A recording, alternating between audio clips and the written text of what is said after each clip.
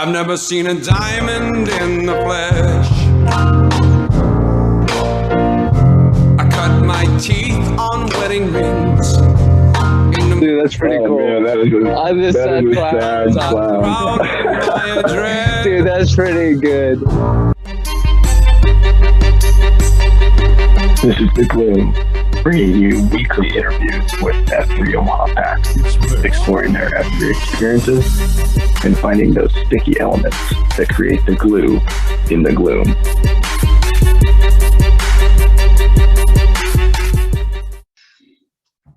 All right, so this episode of The Gloom, we've got a freshly shaven Pony Express. Looks terrible. And we also have a special guest, and I'm really excited to get a chance to talk to this guy. He's been in F3 for a long time, and last year stepped up to lead, take over the shovel flag at Titan Alley, and has just done a great job of keeping those guys motivated and keeping them engaged, and you know, supporting the expansion and the Sarpy swagger in that area. So I would love to introduce our man, Lucky Charms.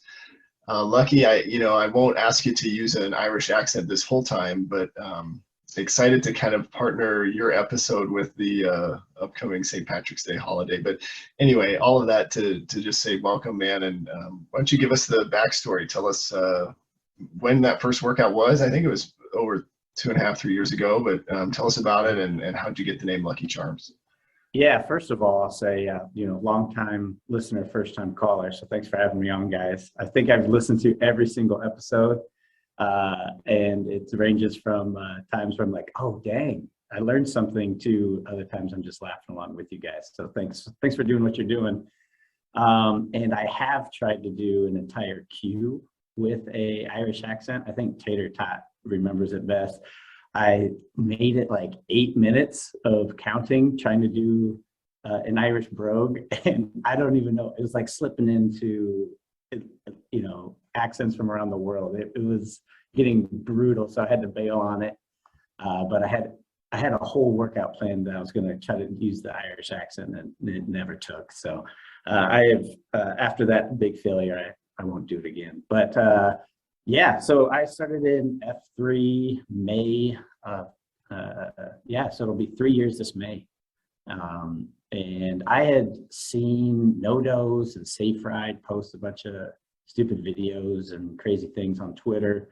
And so I think I went up to the website, saw there's a bunch of workouts, and I think I just filled out the contact form. Like, hey, I want to learn more. So I shot a note, and from there, I got a quick response. Hey, do you want to come out to a Saturday workout, or we got a Monday Murph?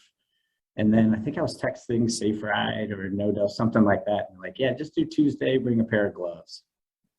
And so I showed up and got my butt absolutely kicked by Bubbles on the queue. It was still probably one of the most brutal workouts. We were doing blockies, we were doing Merkins on the block, and then sprinting, and you had to total it's 100 of each exercise before you could go on to the next one. And I think of blockies, I think I did 3 of the 100, and I was partnered with NoDoz, so he had to do 97 blockies during that workout, and I was still breathing harder than him, which was really humiliating, but it was kind of the ass kicking I need. I took 3 days off, I think, before I posted again, because I was so sore and exhausted and beat up. But yeah, so that's how I got started, and then got the name Lucky Charms from again, name's Patrick Burke, so it's kind of hard to hide the Irishness, but also in an Irish band with my dad, my brother, and a couple other family friends. For our listeners, what's the name of that band, just so we can kind of search you on the web? Shenanigans. So if you go to shenanigansomaha.com, you'll see we're playing on March 17th, baby. That's awesome, man. Where were you kind of at, I guess, at that point in your life in terms of your fitness journey? Because, the first one, you're going for the workout, right? I guess most people do. Where were you at that point in your life? Oh man, I was probably as out of shape as I've ever been. through college and everything, I was doing like P90X, and I was going to the gym, and I was playing basketball leagues, and I was just active. I was always doing something. And then we had our first kid, just doing nothing. I mean, there's no gym. I was brutally out of shape. I think I got up to like 200 pounds, and at 5'8", that's not a great number to be rocking. And that is the heaviest I've ever been. So I was like, all right, I got to make some changes. And when I saw something that said free, and in May, that wasn't a daunting task to be outside. So I thought I'd give it a try, and here I am, 2.5, almost 3 years later. When you came into that first workout, I guess, a couple things, I guess, was and who knew we had a contact form on the website? So thanks for calling that out. But was that, did you have like buddies, like when you showed up, were there guys you knew, or tell me about that piece. Was it easy to engage, or how did that go for you? Really, it was just Safe Ride and No Dose. So they both went out of their way. I don't think No Dose posted a ton on Tuesdays at the time, but he was like, all right, I'll move some things around and I'll get out there. So that was, so I show up, and I'm pretty sure they both like pre-ran or rucked or something. So they like already had done a workout, and I show up and they're like ready to go. And I was like, oh man, I'm still waking up. This is brutal. But yeah, so it was nice to kind of have some familiar faces, and then getting partnered with No Dose kind of made it, an easy transition, because all of a sudden it's somebody I know who's helped, picking me up, encouraging me. I think literally picking me up at one point off the ground. So that was, it made the first workout. What I remember most though, is that despite how embarrassed I was by how out of shape I was, where I was like, man, these guys are going to think that I've never been able to, chew gum and walk at the same time, with how just out of shape, how brutally uncoordinated I am. And then, but like, all I heard was like positive feedback. I'm getting fist bumps, high fives, everything. People thanking me for coming out, saying, hey, what an awesome job you did. That workout sucked. I can't believe you stuck through it, and, didn't leave us. Thanks for hanging around. And I was like, man, I can't believe how positive they are. What the hell's wrong with these people? It's 6:15 in the morning. I almost threw up 3 times. Just let me go, kind of like silently pass out in the park. And they just picked me up and it kind of just felt like home right from the jump. Man, I love to hear that. I haven't always been the best at being positive, just in general, let alone at workouts. But as you came into the group, I want to get your thoughts on maybe some other like favorite moments, or just things that you've seen over time, because 3 years is a significant amount of time. So you would even have some pre-COVID kind of interaction with F3. So just kind of curious, any other like memories or fun times stick out to you, or things that maybe we've continued to do over time that have made things good for your engagement?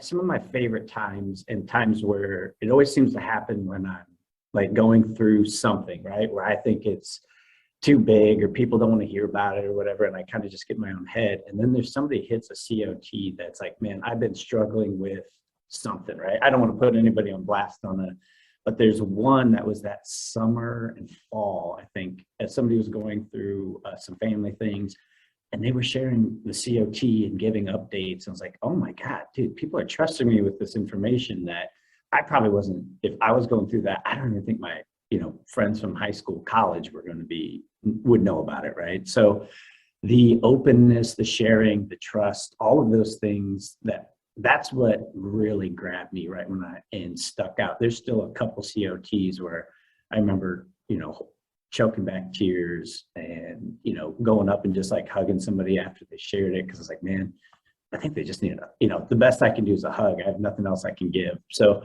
those are still, there's a handful of COTs that, again, trying to respect the COT in itself and not share what outside, but those are the coolest moments, even like, above a snowy run, or, some of those cool workouts, a rainy day, whatever. And then or sprinklers on in Stinson Park, right in the middle of us doing Mary.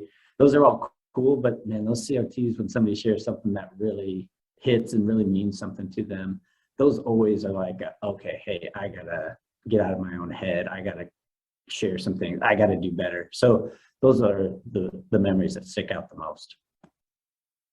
Well, and you're touching on a concept that we talk about often, right? How hard it is for you guys to get vulnerable, and how it is so unique that new guys will come in and see a group of guys, and I think that can be somewhat discouraging for the new guys, or intimidating. Maybe is a better word. You have a group of guys, you're coming in, they're all being open with each other. You got to think, man, these guys must all be best friends and know each other. I could see where it'd be a little bit discouraging for them, maybe, or intimidating. I think it can be. Did you feel like, I mean, I had gone through, I went through a really tough mental battle after my son was born, where I was kind of in, now looking back in it, where it was like a depression, really, where I kind of felt helpless, and I wasn't, I was good for nothing except like, hey, I'll help do some stuff around the house, but like I wasn't the one that was needed. I think there was some ego involved there, and there was a lot of things, and I had no idea where to go to, besides my wife, right? And I think in life you need, you don't want to just burden your spouse, whoever in your circle, with just, I think you need an outlet for how to share. And so when people, came up and were sharing super personal things, it's like, oh my God, they seem happier than I am, and they're sharing all these things that are just, awful things that I haven't had to go through, right? They're sharing stories of addiction, or miscarriages, or battles with fertility. All these things were like, oh my God, that is so much worse than what I have going on, and they are just openly sharing it, and that really helped me open up quite a bit. So did you feel like that you were able to, kind of dive in and get vulnerable pretty early on? Or was this kind of a gradual thing? The longer you were there, the more you were exposed to the COT, the more comfortable you got? Oh no, I was too scared to open up. I was just trying to not die during the workouts. And I think there's one workout where, I can't remember who it was, but like we started with 100 burpees right out the gate at Stinson. And I was like, listen, I can't be vulnerable until I can catch my breath. Like I couldn't have shared at the end of 30 minutes or 45 minutes, even if I wanted to. I was just panting all the time. Awesome. It was definitely not one of my workouts, because I would never start a workout that way. That just seems rude. But I do want to ask a little bit about maybe the impact of fellowship. Like, did coffee, or as over time building relationships with guys, have an impact on your willingness to be vulnerable, or kind of build that trust to say, hey, maybe I could share some of my stuff too? Or how did the second F play into that? Yeah, I did a couple of the Friday lunches. I was doing a couple coffees. At the time, my schedule was a little bit easier to accommodate for some of those things. And so a lot of times, just where I was living, I was going to the Starbucks cafeteria off 72nd and Poppleton there. And so it was there where, getting to chat with, with you guys, with Folsom, Ponzi, Tater Top, Bubbles, a lot of those guys who were there, Khakis. Again, that's a guy that helped, through the second F, me realize, hey, that the vulnerability, that somehow there's some power in being vulnerable there, and, telling their stories, and just getting to know who the hell all these dudes are. And that at the end of the day, they weren't best friends, like Ponzi said. They were just sharing these things because that's what F3 does. And, there's people asking, hey, so what do you do? And I'm like, you were just hugging that dude like 10 minutes ago, and you don't even know what he does for a job. I was like, man, this is pretty cool. So those definitely helped me understand that, hey, yeah, we work out, but it's really an excuse to then be able to go share and chat and kind of hang out after. So the cafeterias were great.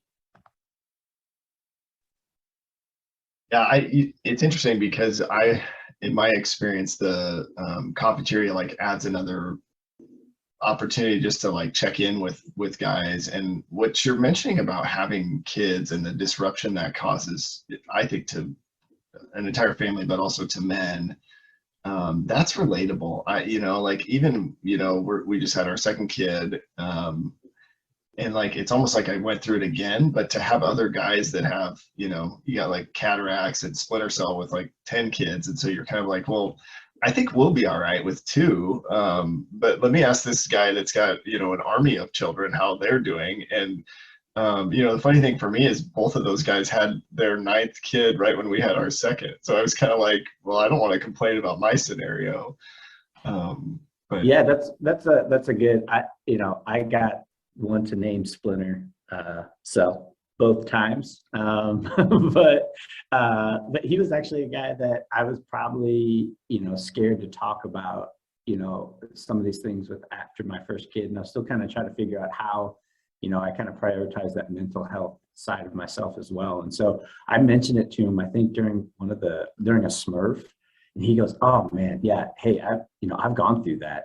And I'm like, "You've gone through that, and you're pregnant with 8, like, holy cow, what the heck is," oh, maybe I don't need to worry about it. Maybe it's something that, I can get through, and, this is going to help me. So it's definitely there. Those are a couple guys too that, it is bizarre though within F3 that you get intimidated by something or somebody, and then you share something and it's immediate feedback and support, as opposed to, what you build up in your head is, hey, they're going to think less of me, or I'm going to seem weaker or something like that.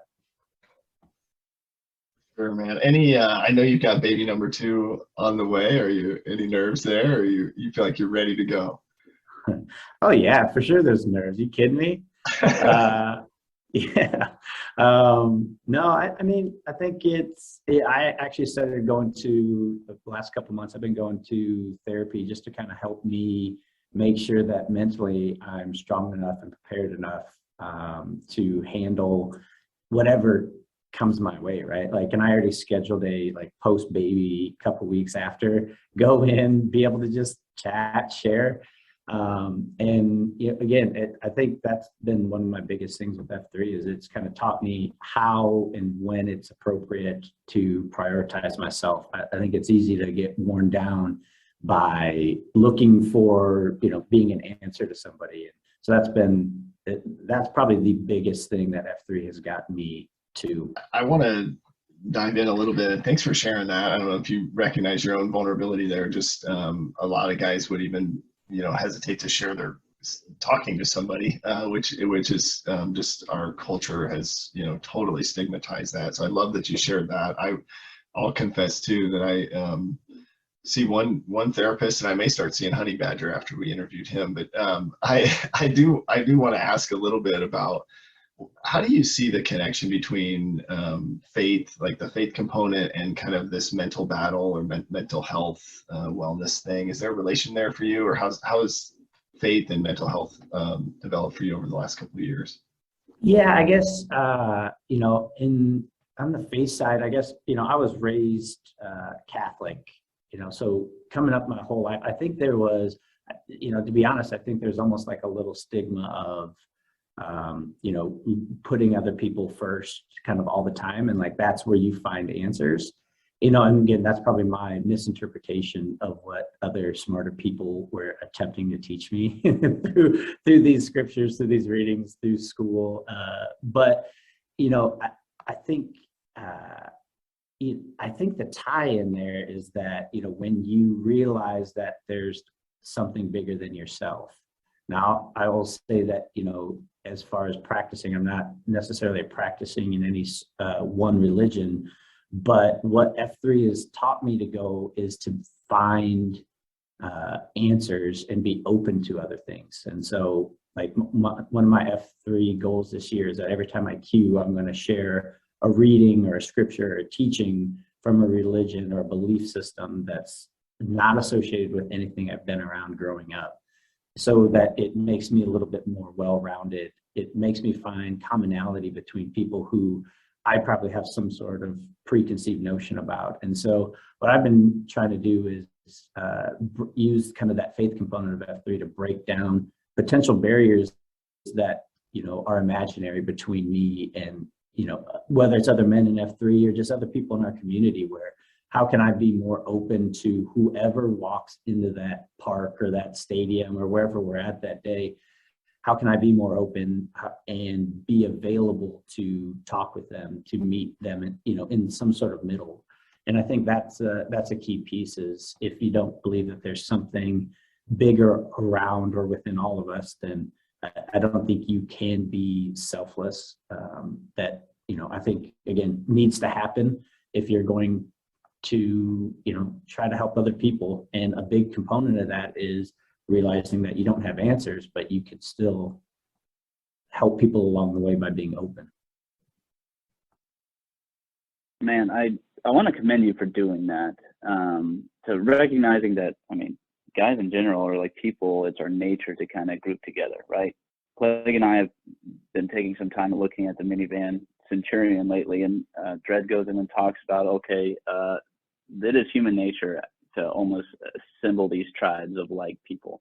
And so you're recognizing that, saying, hey, this is my faith, or this is how I was raised, and I tend to gravitate toward this type of thinking or these groups of people.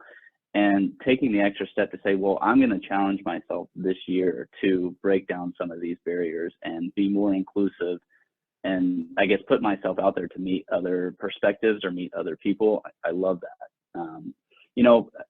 But you kind of are in a unique situation where you actually are one of the few that have a brother in F3 as well. And so I kind of want to ask you about how you got him involved as well, and how that dynamic works, and I guess how you guys kind of help each other break down those barriers and help progress in that faith aspect.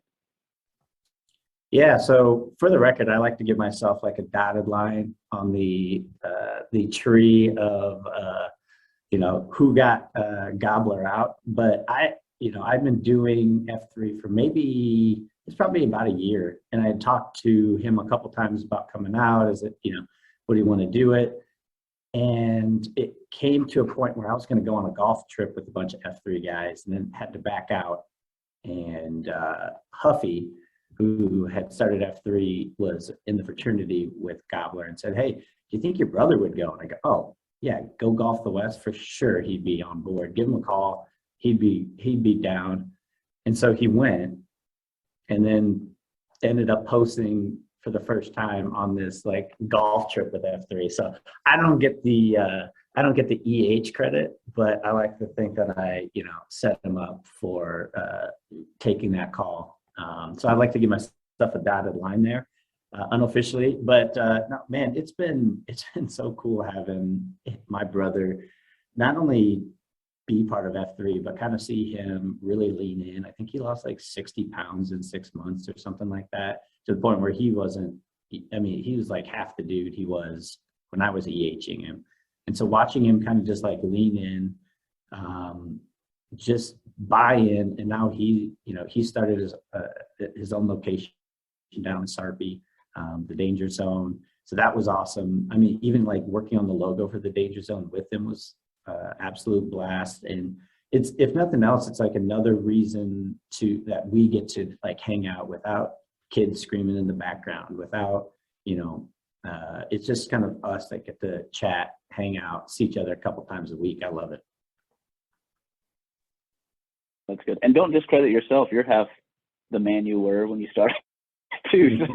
There's a lot to say about that. Although I can catch myself, I've been slipping in the number of posts, and so I looked in the mirror the other day and I was like, oh dang, I gotta push a couple more posts a week here before the baby comes. Was that before or after we killed a couple cheeseburgers at Tap House? That may have been a contributing factor. It could have been the beers I had with Feeney too, that, kind of EH him into site Q. That may have been a contributing factor as well. That's awesome. Well, you've kind of got to see, and you just talked about Gobbler being able to experience a leadership role, and how special that was for you to be able to see that. I kind of want to focus on your leadership though. You leaned in and you did take a leadership role. What was it that kind of got you to that point, or made you realize, hey, I'm ready for this, or hey, this is what I want?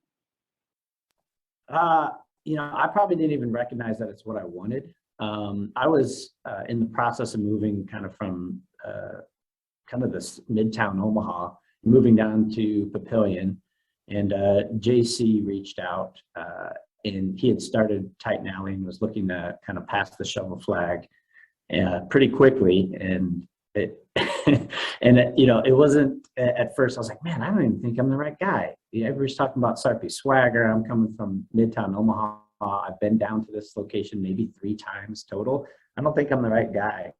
And then I went to a lunch with him and Knobs, and they're both kind of like, hey, listen, you know, despite my insecurities of leading, you can do this. You're right for it.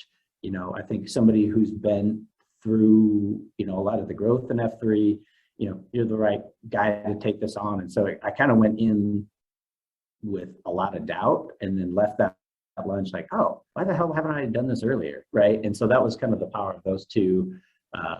They're dang good salesmen, and they didn't even have to buy me booze for it, which, you know, again, as an Irishman is almost a prerequisite. But no, so that was kind of a cool where I got to move and then immediately take a shovel flag. I think a week after I was in the new house, I hadn't even got most of my stuff out of a box as I was digging F3 stuff out of a box to go post and take over a shovel flag. So that was a really fun experience, and it's been a blast to kind of take a site that was set up really well, done really well, a little unique for the MRF, but had support from a lot of the guys down in Sarpy County already. So all I had to do was like not ruin it and try to get some VQs on the schedule. That was really all I had to focus on.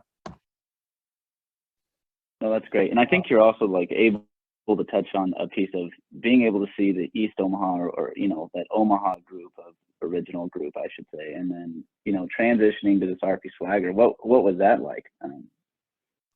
Yeah, I missed the panting and the cursing from slow pitch during the Monday MRFs for sure. That was a big transition because normally it's like, all right, hey, listen, if I want to run really slow during this part, I could always count on slow pitch to just be running. He'd just hang out with me.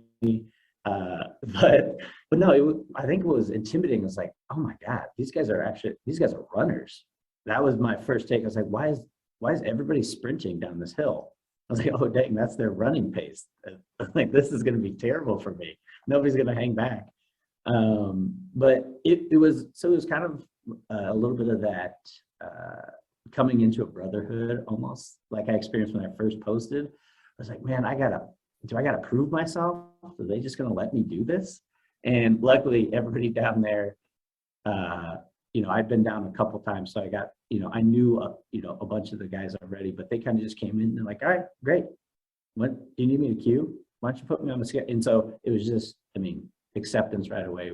Thank goodness, because they could have been they could have inundated me and been a little meaner if they wanted to, just for fun. But no, they were great and welcomed me right in. And it's been a blast to kind of see F3 Omaha grow and then watch a lot of these locations pop up and how quickly they've been supported. And now you're looking at, oh my gosh, we got to have a couple other sites here as we're heading into the spring. So it's been kind of fun to go through almost these growing pains a couple times. It's been fun to watch.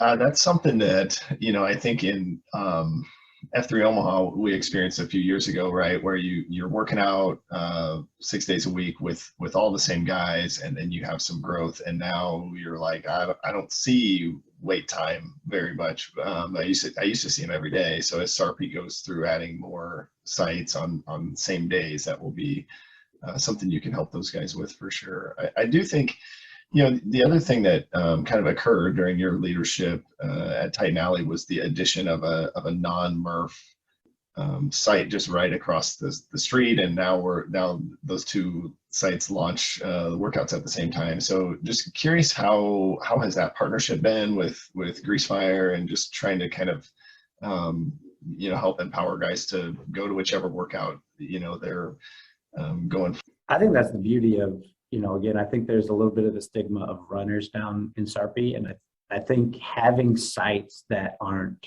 MRFs, where it's at the, you know, and the Titan Alley MRF isn't anything to blink at. I mean, if you do the Smurf, you're sprinting up a hill, you know, several times, and it's not, especially if you're trying to keep up with the Swiper or, you know, Farva or some of these guys, right? So it's been one working with Grease Fires. He's like the nicest dude in the entire world. He's so great, and he's pretty laid back. But I think the options to give people, let them kind of pick how they want to work out, has been really great, because there's guys who will only do Stormbreaker. There's guys who are always doing the Murph. Some will do the Smurf, and then they pick and choose depending on how they're feeling. And so giving people options, allowing them to pick what they want to do and whatever they're ready for, and during that first F portion has been awesome. But it also took a little pressure off. I think the Murph was growing really quickly, but I do feel like there was some opportunities where folks who didn't have the confidence to do a Murph, we've slowly got them over to Titan Alley because they've been posting so regularly, starting with Stormbreaker. And so it's been great. And then to be able to do shared cafeteria, whether I had been bringing it, and then when the weather turned cold, we started going over to Come and Go. But a shared cafeteria just means more people, more opportunities for that second F. So it's been such a good thing, I think, for Sarpy County and F3 Omaha in general. One of the questions I have is kind of how that progression from, like, you come in, you start experiencing what F3 is, then you lead your first workout and you gain some confidence and some leadership skill, and then you continue to do that, and then you become a Site Q, and now you're giving other guys the opportunity to build that confidence. Did you see any impact on maybe other leadership areas in either work or with your family, or did that how'd that work for you? Yeah, I think it's helped me focus on becoming a better listener, mainly because there's a lot of times where, one, I can't talk if I'm trying to run with the plague. And so I'm going to ask one question and then try to shut up for 30 minutes while I finish a 5K. And then, but I mean, in all honesty, I think listening, whether it's home, so I have some supervisor roles here at work, and just the ability to try to listen or try to start from a place of, I'm going to try to understand you and where you're at before I'm even going to try to pick where I want you to go. So starting almost from more of that grassroots and from the beginning has been something that it's helped. That F3 definitely helped me be more prepared to do and actually look for, as opposed to like stumble upon it or on my own or fail a couple times. Is set me up for success long before I had to fail at it. Really good insight. That's a forever journey for me, listening for understanding and trying to listen before I think about what I'm going to say next. I honestly was worried about jumping on today. I was like, man, I'm going to have to listen to the plague. And normally, honest to God, I think there's one time you had us do a pre-run and we ran it in like a 7:20 mile. And that's the fastest I've ever ran at all. And by the end of it, I realized you had tried to ask me 2 questions. I never answered. I think I asked you 1 question, and I think you finally realized, like, oh man, this guy's struggling today. I better just carry it. And you talked the whole time, and I didn't listen to one damn word you said. And by the time they're like, what did you and Plague talk about? I go, I didn't listen at all. I just let him talk because I had nothing. I had no value that morning at all. Like, we were done so quick. We beat the queue that day at the woodshed. Like, we were there done way too fast. And so, yeah, that's just one instance where I'm like, yeah, I need to do better at listening. And the Pony and Plague, hopefully I don't expose myself today. Say I'm working on being a good listener and then can't do it. Well, see, now you're just making up stories. I don't believe that actually happened. I don't know. Nobody's ever told me that, so I don't know. Yeah, I'll ask Slow Pitch. I'm sure. I know he was there that day because he asked me why the hell we were running so fast. Yeah. Well, hey, I do think something else we want to get your thoughts on, and we haven't, but we probably should start writing some of these down. But just tell us, your thoughts, because the scenario, with the Murph and the non-Murph, you mentioned has brought in some new guys, and what sort of advice for that new guy or for the packs that are there when the new guy shows up? What are some things that you've seen us do that have been effective that we should keep doing? Yeah, I mean, I think it comes back to all the different opportunities, not being pigeonholed. Duracell talked about this today at the steel mill, but, not pigeonholing us as a workout group. And even more so, we're not just a running group. We're not a weightlifting group. We're not a, there's the opportunity for you to pick where you fall into F3. There's 3 Fs, and there are variations of all of them. Do you like to go out to have a beer? Great, we got happy hours. Do lunch or cafeteria, is that your second F? Perfect. Do you lift? Do you run? Whatever you have, there's a place that you will fit in. You will fall in love with it, but you got to just start. And the only way you do it is you go and, for me, it's like, well, go to the Sandlot and realize how bad you are at running, to realize that, no, I like the steel mill a whole lot better, right? And so the ability to kind of pick your journey and pick the level of involvement you have, I think that's where the power is, because my guess is what I get today out of F3 isn't what Pony's going to get today or the Plague's going to get. There's some different thing that you needed today that I didn't, or I needed something you didn't. So pick your own journey and kind of stick with it and just figure that out. Find your sweet spot and enjoy it. I love that, man. Just mentioning the flexibility and, coming and going as you please. I mean, you're still welcome back as if you never left, right? I mean, that's the power of the group. I think Selleck talked about it in his podcast. He's like a one-time a month guy. But when he comes, everyone, hey, it's Selleck. It's like he never left. And I like what you're saying about flexibility. You're right, because people are coming at different stages of life. We don't know what they need that time. Some guys could be coming 3 days a week because they really need the fellowship. Some guys could be 200 pounds at 5'5" and need to lose some weight. But no, I agree with what you're saying. Hey, it's 5'8", Pony. Respect the height guy. It ain't 5'5". 5'8". Maybe with basketball shoes on, but I have started wearing heels. Those are like those high school metrics. Yeah. Well, I know you're expecting the birth of your next child, and we'll certainly be thinking about you and praying for you. Is there anything else that you're going through, or anything that we should be thinking about, or if we see you, or any words of encouragement we should be sending your way? No, I think that's it. I mean, I think I'm going to go through a different journey here of, speaking of what F3, the flexibility of it, it might be more second F stuff. It might be just popping in for cafeteria on my way to work, or, stopping in, trying to get more lunches, or a happy hour on my way home from work, as opposed to, 4 or 5 days a week kind of deal. And so, as I go through the journey, I think that's it, right? Is, just support. Prayers is one for myself, them, the newborn, and then, for whenever you do see me out, just know that, hey man, I'm probably already exhausted before I showed up. That's phenomenal, and you will be. Everybody told me before baby number 2 that it's different. It's going to change things, and I was kind of like, I got this, and it has changed, quite a bit. So I'll be praying for you, man. I think, and when you do make it out, I'll try to slow down, I guess, is the other message I'm hearing is, Hey, don't change for me, man. You're too far gone, dude. You don't even know I'm pre-running half the time. I'm so far behind. Whatever. All right. I'm gonna focus on listening too. That's gonna be my goal.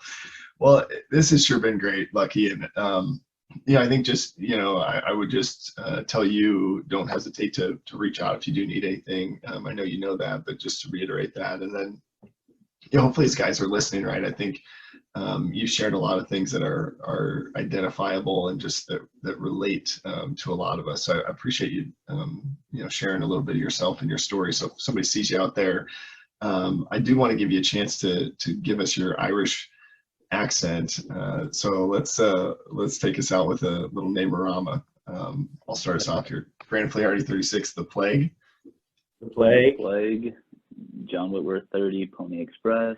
Pony Express. Oh, there you go. Patrick Burke, 36, Lucky Charms.